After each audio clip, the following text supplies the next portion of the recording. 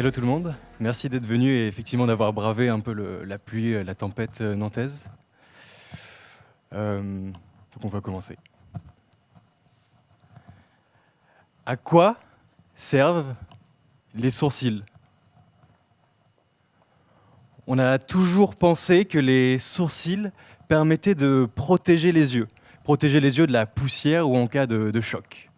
Mais des scientifiques anglo-portugais ont découvert il y a peu la vraie nature des sourcils. Et pour ce faire, ils sont remontés très loin, 300 000 ans avant l'invention du saint iPhone. Et ils ont étudié Kabui. Kabui, c'est cet Homo heidelbergensis, ancêtre de l'Homo sapiens. Kabui a une particularité bien à lui, c'est qu'il a des sourcils très prononcés, de très gros sourcils. Donc les scientifiques ont d'abord pensé que ces sourcils l'aidaient à mastiquer. Je m'explique, la masse osseuse en fait importante sous les sourcils permettait à la mâchoire inférieure un meilleur support pour mastiquer la viande. Parce qu'il faut bien penser qu'à l'époque, Kabui n'avait pas encore découvert ni le barbecue, ni la cuisson vapeur. En fait, en simulant la mastication de Kabui, sur ordinateur, ils se sont rendus compte qu'en réduisant la masse osseuse de ses sourcils, cela ne changeait rien à sa capacité à mastiquer de la viande.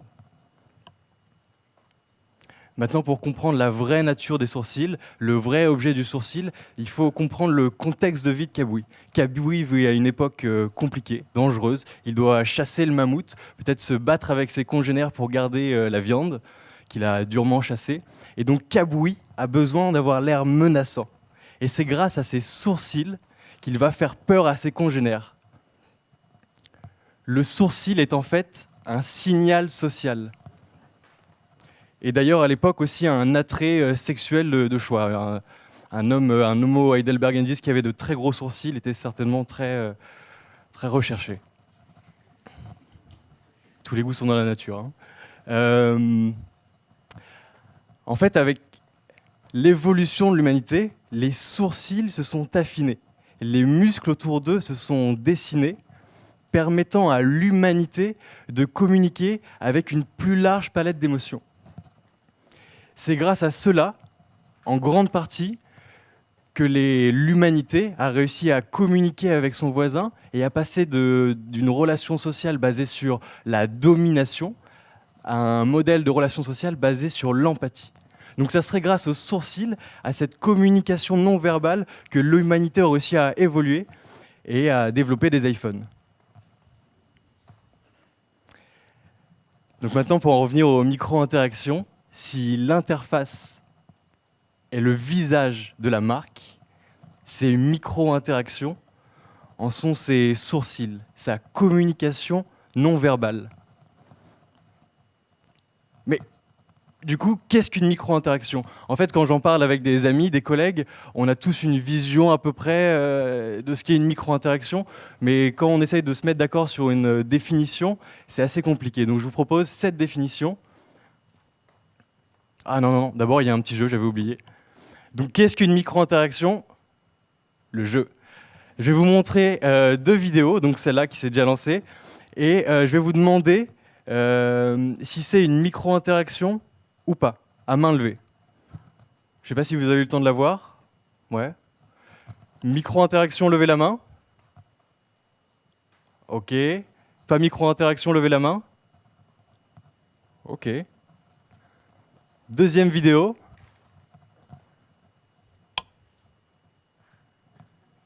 Micro-interaction, levez la main. Ok. Pas micro-interaction.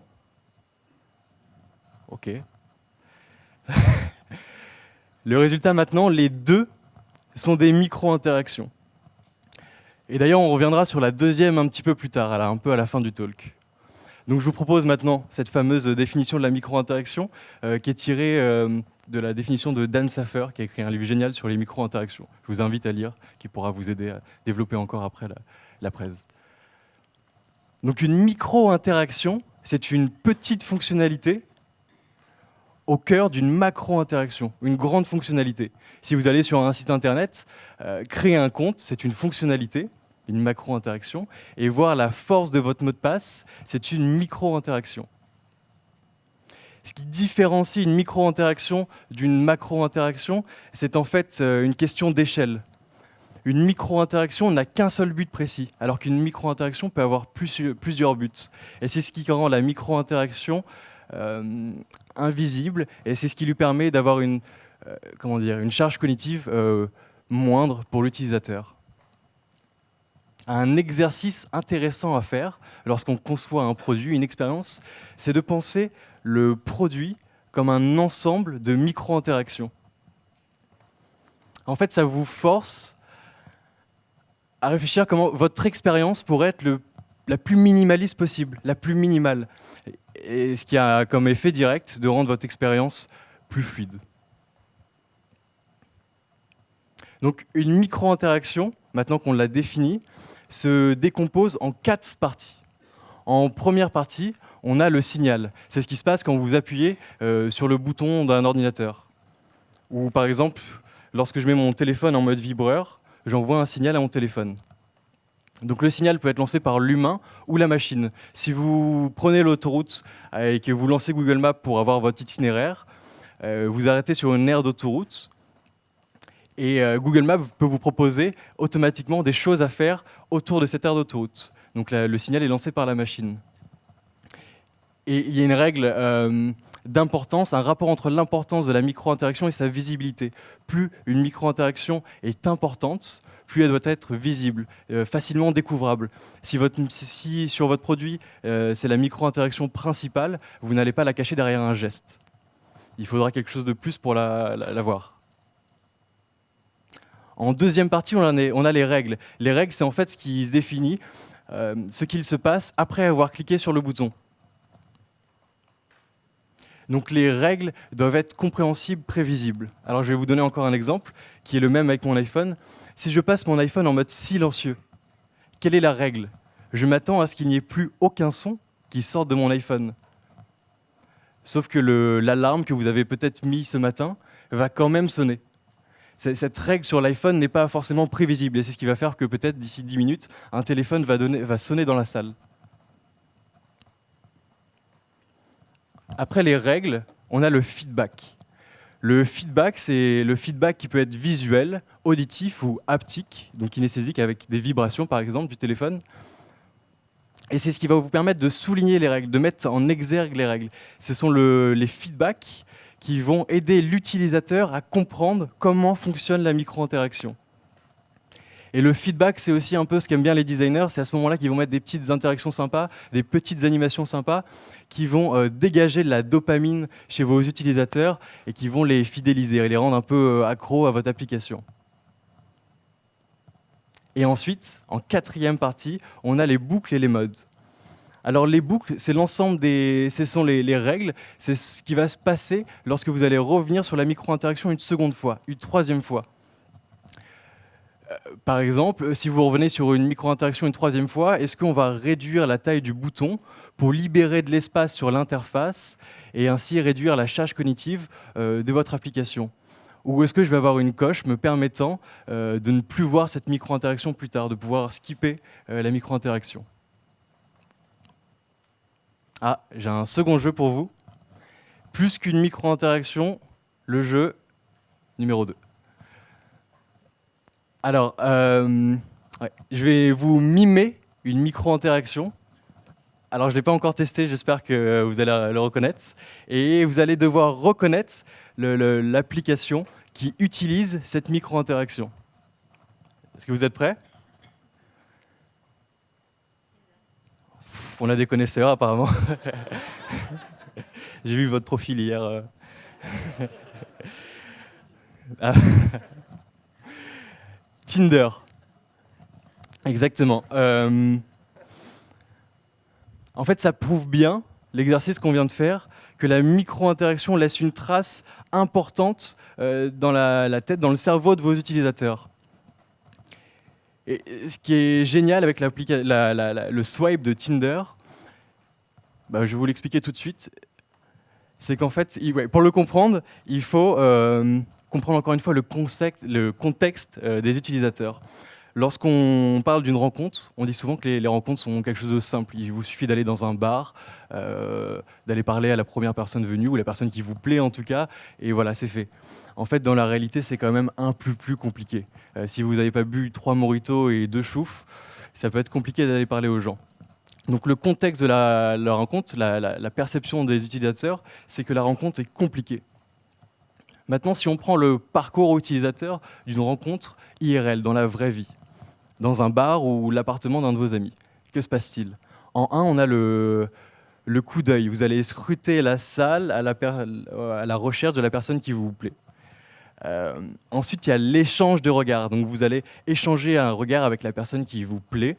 Et s'il y a un match, vous allez le voir assez rapidement dans ses regards, dans son regard, dans ses sourcils d'ailleurs peut-être. Vous allez pouvoir essayer d'aller lui parler. Et enfin, en troisième étape, la découverte de l'autre. Maintenant, si on prend le parcours utilisateur d'une rencontre sur Tinder, en un, on a la recherche. On va scruter l'application à la recherche d'une personne qui nous plaît. Ça correspond à la première étape aussi d'une rencontre IRL. En deux, on a le match. La personne va regarder votre profil, va scruter avec ses yeux votre profil, et vice-versa. Et là, si vous vous plaisez, vous êtes mis donc en contact. Et en 3, la découverte de l'autre. La force du swipe de Tinder, c'est qu'il arrive en une micro-interaction à reprendre, à décrire la rencontre amoureuse et à en gommer ses problèmes. Parce que quand vous swipez une personne, si vous ne lui plaisez pas, vous n'allez pas avoir le feedback négatif du râteau. Elle ne va pas vous dire non, je suis désolé, tu ne me plais pas. Voilà. Alors que si vous matchez, vous avez un match en commun, vous allez avoir ce feedback positif qui va vous rendre un peu accro à l'application et qui va faire que vous allez l'utiliser un peu trop d'ailleurs. Donc c'est tout ça qui va faire du swipe la micro-interaction signature de Tinder. Ensuite, les micro-interactions évoluent en fait avec la technologie et le contexte. Donc là, vous devrez retrouver notre interrupteur de tout à l'heure. En fait, l'interrupteur, c'est certainement la première micro-interaction qui a été créée. Il faut imaginer que c'est la première fois où l'action de l'homme a été abstraite. C'est-à-dire que l'homme appuie sur un bouton et en sortie, il n'y a pas une force, mais il y a une lumière qui s'allume. Vous imaginez ce qui se passe dans la tête du mec qui découvre ça pour la première fois? C'est un peu spécial. En fait, les micro-interactions ont ouvert un nouveau monde à l'humanité, un peu comme si on avait donné un buvard de LSD peut-être. Ensuite, on a eu les premiers ordinateurs. Les premiers ordinateurs ont apporté des premières tâches complexes, des choses qu'on n'avait encore jamais fait. Par exemple, faire un copier-coller ou mettre un dossier dans une poubelle. Comment les développeurs se sont certainement demandé comment je vais faire comprendre à l'utilisateur qui peut supprimer son fichier. Je vais utiliser une métaphore avec une poubelle. Donc on a eu le paradigme de la métaphore. Ensuite, on a eu MSN avec ses whiz, ses petites animations et ses bruits assez forts. Donc là, les micro-interactions pouvaient être un peu, invasives, mais c'était pas si grave parce qu'on n'avait qu'un seul ordi à la maison en fait. C'était l'ordi familial et il n'y en avait pas partout, donc ça pouvait sonner, ça dérangeait pas tout le monde, à peu près. Ensuite, on a eu le saint iPhone. Donc l'iPhone, ou le smartphone en tout cas, c'est un peu le terrain de jeu de prédilection des pouces. Donc là, les micro-interactions se font au pouce, et surtout pas de son par contre. Tout se fait peut-être au pouce, en vibration, mais pas de son, parce que si tout commence à sonner dans le métro, et si on commence à avoir des whiz de partout, ça va être n'importe quoi. Et aujourd'hui, on a l'intelligence artificielle. Que va apporter l'intelligence artificielle aux micro-interactions ? On disait tout à l'heure que le trigger pouvait être humain ou lancé par la machine. Moi, je pense, après c'est que mon avis, mais que l'intelligence artificielle va donc rendre les micro-interactions intelligentes. Le trigger sera de moins en moins humain, mais de plus en plus lancée par la machine. J'aurais plus besoin de lui demander de regarder mon itinéraire, elle va me le donner tout de suite. Bon, ça se fait déjà. Et voilà, la machine va comprendre un peu pour vous et va interagir avec des micro-interactions. Le battement d'aile du papillon. J'aime bien cette expression parce que je trouve que ça décrit aussi assez bien la micro-interaction qui est un petit détail et qui va changer de grandes choses un petit peu dans votre produit. Et j'aimerais vous donner quelques tips. Donc à cette liste des 4 parties d'une micro-interaction, j'ajouterai la personnalité. Parce que votre produit a une personnalité. Et un exercice intéressant, c'est de penser votre produit comme une personne. Si mon produit était une personne, qu'il était en face de moi, qu'il interagissait avec moi, quels seraient ses traits de caractère? Est-ce que ça serait une grosse personne bourrue qui me dit « Oh, tu déconnes mec, arrête d'aller boire des verres » Est-ce que ça serait quelqu'un de très rigoureux parce que je suis dans un fichier Excel, je sais pas, je dois faire quelque chose de très précis. Donc pour définir le voice and tone, moi j'utilise souvent les branding cards, qui sont des petites cartes qui portent des traits de personnalité que vous allez pouvoir sélectionner pour définir le voice and tone de votre produit. Ensuite, je voulais vous dire que j'étais très content d'être au Web Today et qu'il y a un truc que j'aime particulièrement au Web Today, c'est que c'est pas juste un festival sur le design ou sur le développement, c'est que ça mélange un peu tout ça, ça mélange un peu tous les métiers du web et tous ceux qui font le web. Hier encore, on avait d'ailleurs une présentation d'une psychologue, comme quoi plein de métiers peuvent se réunir dans le web pour former de belles expériences et de beaux produits. Je pense que les designers doivent arrêter uniquement de penser comme des artistes. C'est un peu ce qu'on voit ici, on essaie d'apprendre des choses, de polliniser la connaissance avec les autres secteurs. Et je pense aussi que les développeurs doivent arrêter de penser uniquement comme des développeurs. Et on doit un peu essayer de se comprendre. Et les micro-interactions, c'est un peu comme les Web Today d'ailleurs. Ça dure pas longtemps, c'est agréable et ça réunit tous ces corps de métier qui font le web de manière pointue.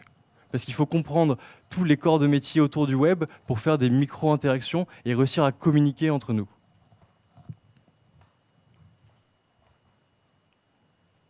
Donc, quand on parle de micro-interaction, on voit souvent ce genre d'animation sur Dribbble, très poussée. Bon, en vrai, ça existe que sur Dribbble, ce genre d'animation, quasiment. Vous n'allez jamais le voir. Et en tant que designer, si vous faites ça et que vous allez voir votre développeur, il va vous rironner, il va vous dire « Non mais comment je vais faire pour faire ça c'est n'importe quoi. Écoute, on va juste faire un petit loader qui tourne. J'ai déjà le GIF sur mon ordi, c'est bon. » J'aimerais qu'on arrive un peu à conjurer ça et arriver à trouver un terrain d'entente entre designers et développeurs. C'est pour ça que dans la liste des parties d'une micro-interaction, je rajouterai le code. Donc, où est-ce qu'on va trouver la personnalité et le code? Les triggers, on sait qu'on trouve ça sur les maquettes, donc c'est les boutons. Les règles, on va trouver ça sur les user stories, dans le prototype. Le feedback, on va le trouver exactement aussi sur le prototype, vu qu'il va être animé. Et les loops and modes, comme les rules, dans les user stories. La personnalité et le code, vous allez le trouver dans le design system. Et d'ailleurs, il y a 2 design systems que j'aime beaucoup, que vous pouvez aller voir. C'est celui d'IBM Carbon, qui est super bien foutu en termes de technique et de design, et celui de Brandland, de Zendesk, qui, alors, eux, ils poussent très loin le design system. Ils vont jusqu'à décrire comment le bureau doit être décoré. Ils vont jusqu'à décrire quel type de plantes vous allez pouvoir mettre dans votre bureau. Donc voilà, je vous conseille ces deux design systems. Et ensuite, pour designer des micro-interactions, moi j'utilise principalement Principle for Mac. Donc c'est une application Mac assez facile à utiliser qui va vous permettre de designer des micro-interactions et d'avoir et de mettre, vous allez voir après, la micro-interaction dans un design system, de pouvoir extraire la partie un peu relou pour les développeurs à comprendre sur la micro-interaction. Et ensuite, on a Framer X.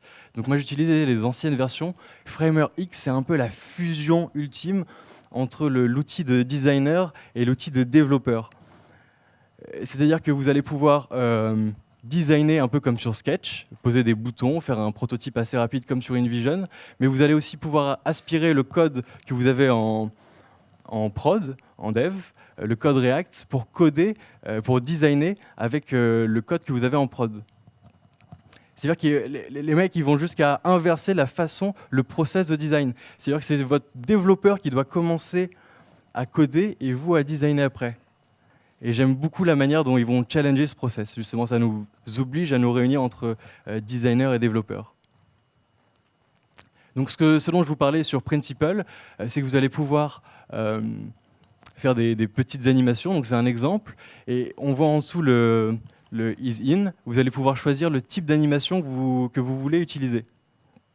Et une fonctionnalité qu'ils ont rajoutée il y a peu, c'est la possibilité de faire d'avoir un type d'animation particulier. Vous allez pouvoir enregistrer un type d'animation, par exemple rapide dans le cas d'un outil métier, ou une animation un peu plus sympa qui va rebondir pour un outil, une application business to customer.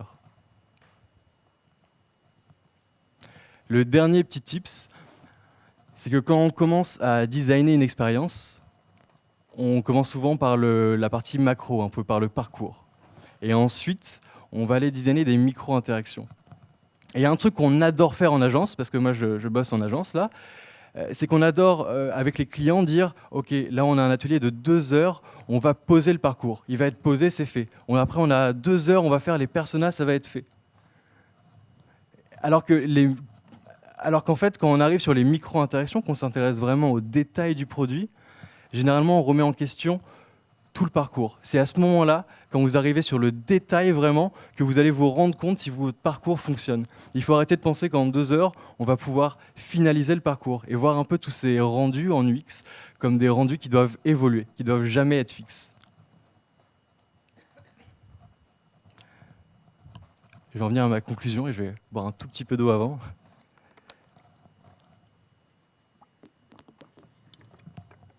C'est bien de l'eau. Hein.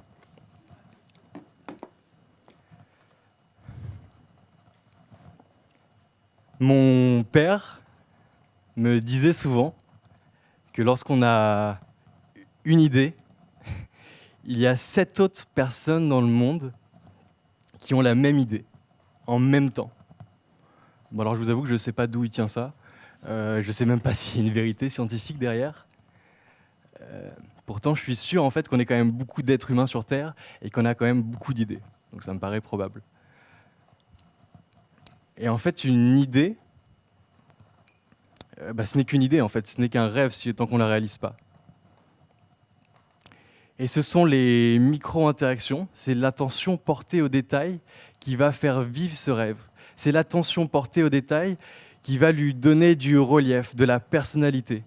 C'est l'attention portée aux micro-interactions qui vont la faire vivre, la différencier. Donc, à l'image de Tinder, qui en une micro-interaction résume l'ensemble de la rencontre amoureuse, et qui est aujourd'hui d'ailleurs une des applications les plus, l'application la plus rentable de l'histoire des applications, donc pour le meilleur et pour le pire de l'humanité, à l'image des sourcils permettant à l'humanité d'évoluer et donc de communiquer avec son voisin, à l'image du pouce, cette petite chose qui a aussi permis à l'humanité de saisir des outils et donc de se développer. Les détails mènent à de grandes choses. Et en fait, on pourrait même dire que quand vous faites un produit, vous développez un produit, on peut juger la qualité de votre produit à la qualité de ses plus petits détails.